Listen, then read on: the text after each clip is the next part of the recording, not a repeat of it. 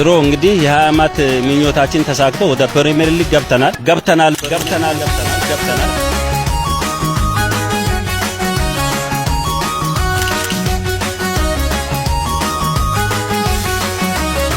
ቀጥሎ ግን ያለኝ የቤት ስራ የሀላባ ህዝብ እንደወትሮ እንደከዚህ ቀደሙ ከገባበት ወደ ላይ እንዳይመለስ አገር ውስጥም አገር ውጭም ያሉ